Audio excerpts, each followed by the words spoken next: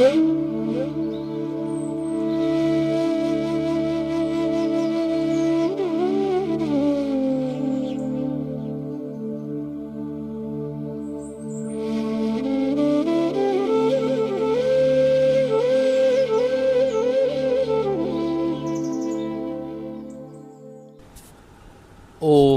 स्थापकाय च धर्मस्य सर्वधर्मस्वरूपिणे अवतार वरिष्ठाय रामकृष्णाय ते नमो।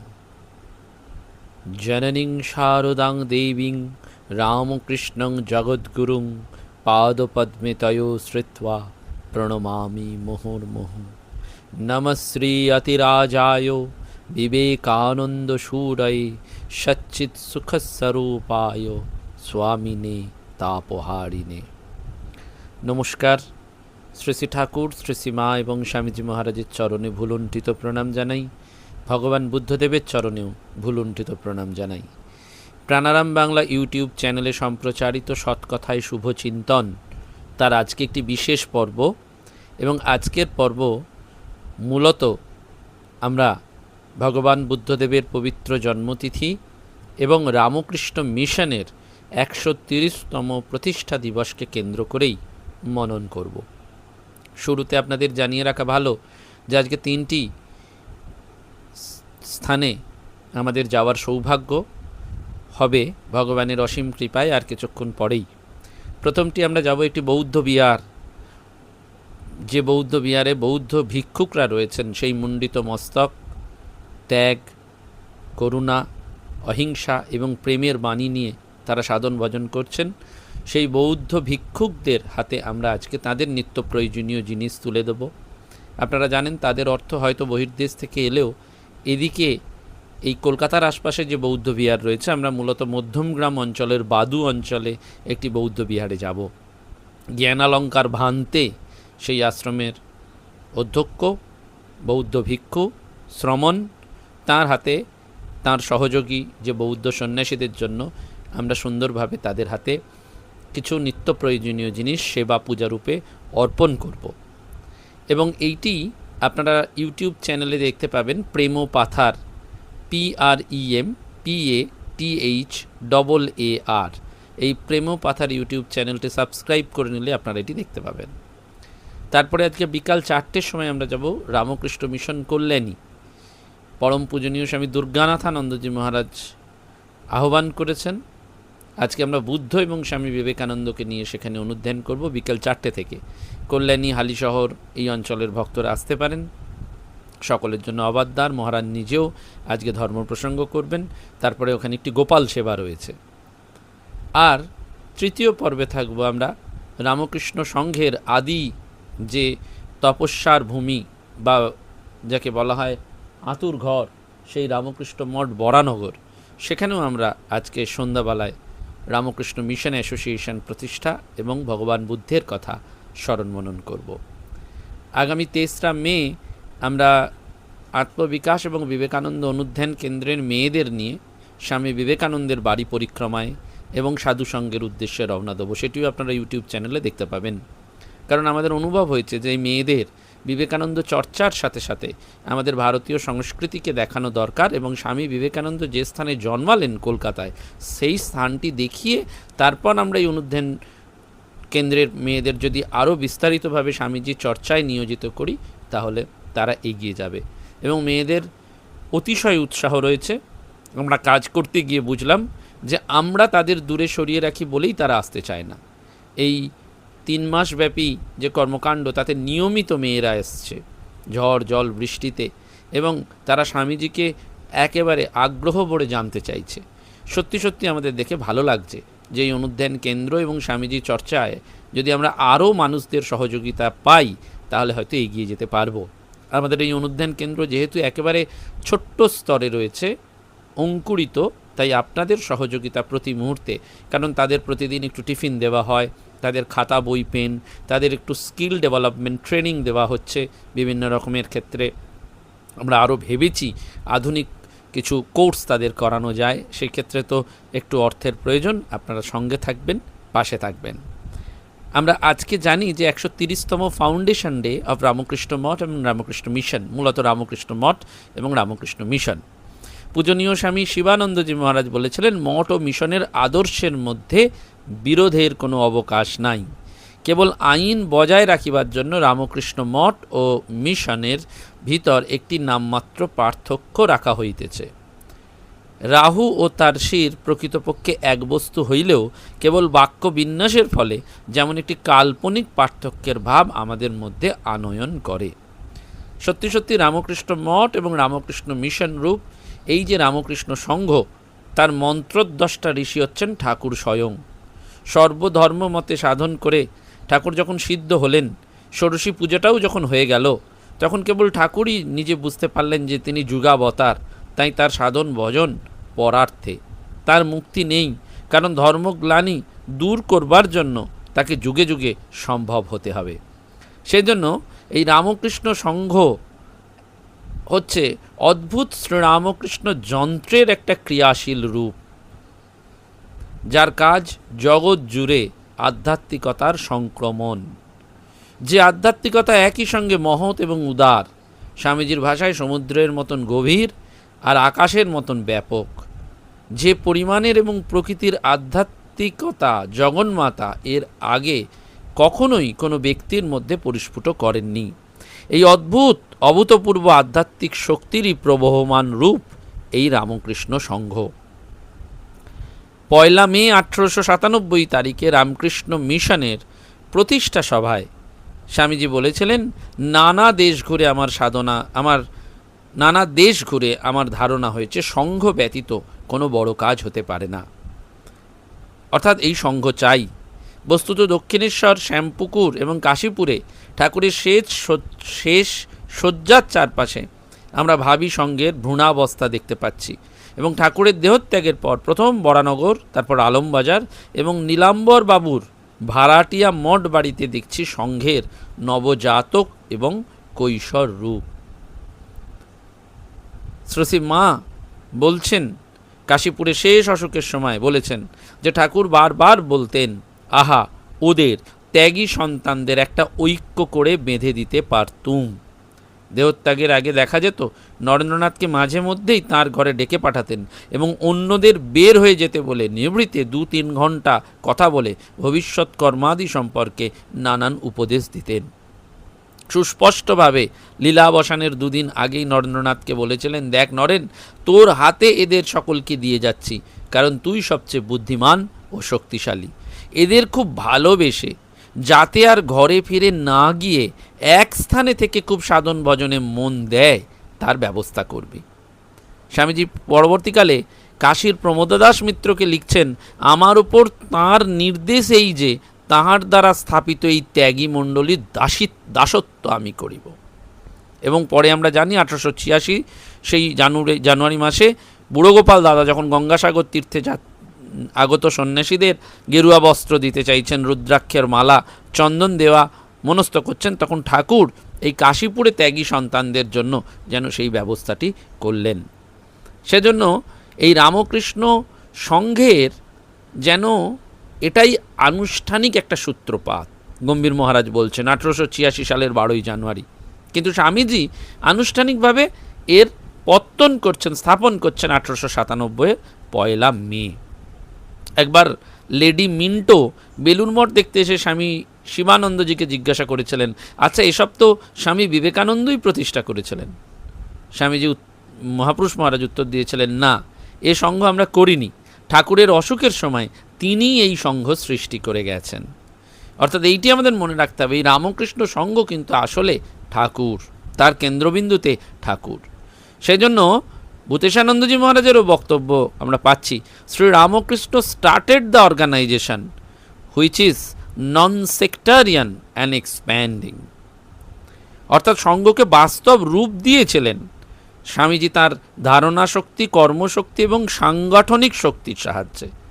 পরবর্তীকালে রাজা মহারাজ, বাবুরাম মহারাজ, শরৎ মহারাজ তারাও এই পথকে অবলম্বন করে সংঘকে একটা সুনির্দিষ্ট রূপ দিয়েছিলেন। বাবুরাম মহারাজ বলেছেন, আমরা ছাঁচ তৈরি করে গেলাম, তোরা শুধু দাগা বুলিয়ে যা।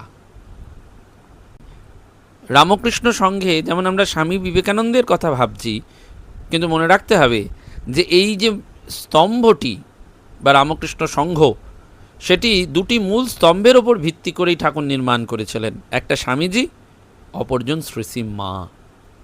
ঠাকুরের শিবজ্ঞানী জীবসেবার মূল ভাবগুলো স্বামীজিই সঠিকভাবে বুঝতেন, এটা গুরু ভাইরা বুঝেছিলেন। আর ঠিক তেমনি মাকেও বলে দিয়ে গিয়েছিলেন যে তাকে অনেক বেশি করতে হবে, ঢের বেশি করতে হবে।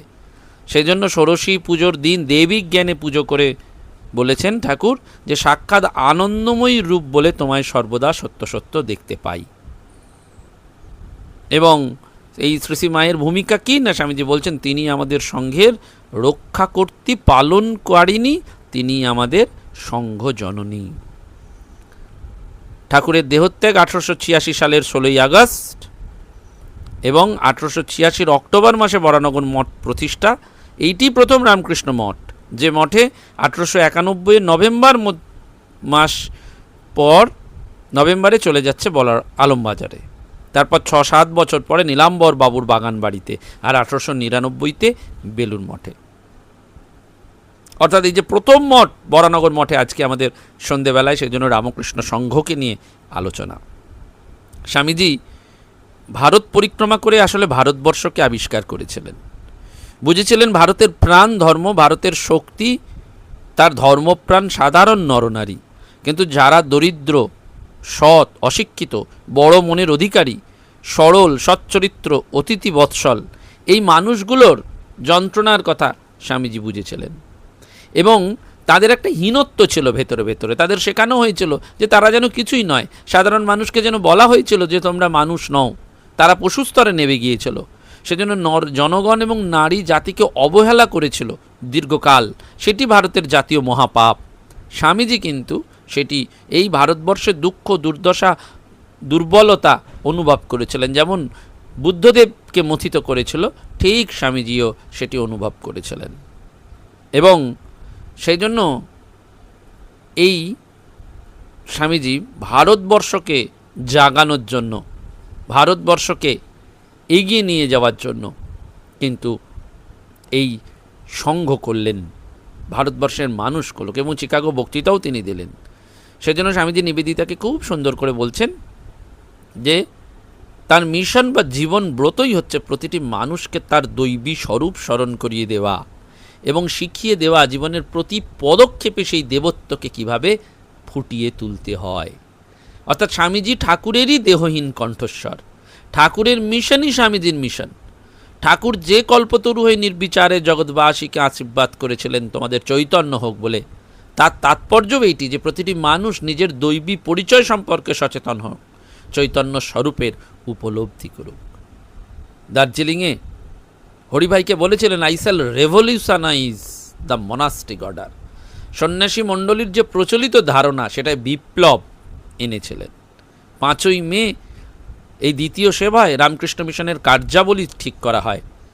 ঠাকুরের প্রদর্শিত পথে মানুষের দৈহিক, মানসিক এবং আধ্যাত্মিক উন্নতি সাধনের জন্য এই মিশনের স্থাপনা।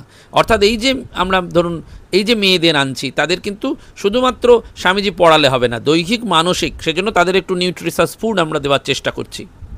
আমরা আর একটা স্কুলকে টেক আপ করবো, যে স্কুলের বাচ্চারা পুষ্টিকর খাদ্য পায় না তাদেরকে, অর্থাৎ তাদেরকে সাংসারিক এবং আধ্যাত্মিক বিদ্যা শেখাতে হবে, দুটোকে মেলাতে হবে।